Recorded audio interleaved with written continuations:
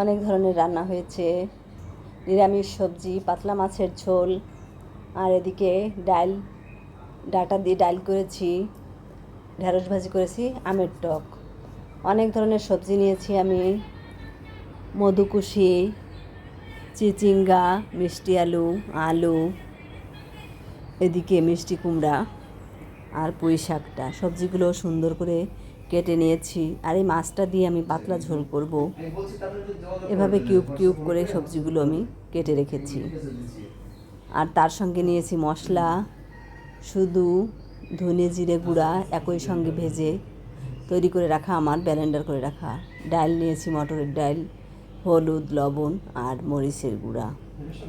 এখন আমি কড়াইতে তেল আর জিরে ফোড়ন দিয়ে শক্ত সবজিগুলো, আলু, চিচিঙ্গা, এগুলো ভালো করে ভেজে নেব।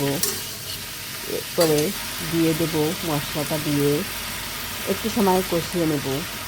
তাতে করে আমার সবজিটা একদম নরম হয়ে যাবে। এখন দিয়ে দেবো আমি নরম সবজিটা আর দিব ডালটা। তারপরেই আমি দিব শাকটা, যাতে করে কালারটা আমার সুন্দর থাকে। দেখুন কালারটাও কিন্তু অনেক সুন্দর হয়েছে। আর আমার রান্নার ওখানে খুব বেশি বাইরের আলো রোদ্দুর আসে, তাই আবছা মনে হয় ভিডিওটা। এখন আমের টক রান্না করলাম। দেখুন আমটা আগের থেকে কেটে রেখেছি।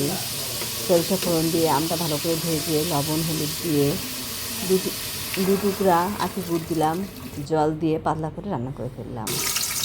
আর শোল মাছটা এখন ভেজে নিলাম। আর ওই তেলেই আমি সামান্য জিরে ফোড়ন দিয়ে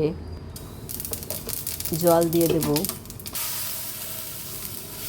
জল দেওয়ার পরে হলুদ লবণ দিয়ে মরিচ বাটা আর জিরে বাটা দিয়েই শুধু আমি এই রান্নাটা করব।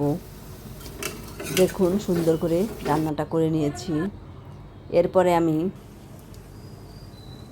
ঢেঁড়সটা ভাজি করতে বাকি আছে। ঢেঁড়সটা ভালো করে ধুয়ে নিয়েছি আর লবণ মাখিয়ে নিলাম। কেটে ছোটো ছোটো করে কেটে নিয়েছি। জিরে ফোড়ন দিয়ে, শুকনো মরিচ ফোড়ন দিয়ে ঢেঁড়সটা আস্তে আস্তে করে ভেজে নিয়েছি। বীজগুলোটা আগে থেকেই কিন্তু বের করে নিয়েছি। দেখুন আমার সব রান্নাগুলো হয়ে গিয়েছে। এভাবে সাধারণভাবে রান্না করে আপনারা খেয়ে দেখতে পারেন, ভালোই লাগবে আর সুস্থও থাকতে পারবেন। ধন্যবাদ সকলকে। এই গরমে সকলে সুস্থ থাকুন এই কামনা করছি। ধন্যবাদ, ভালো থাকবেন।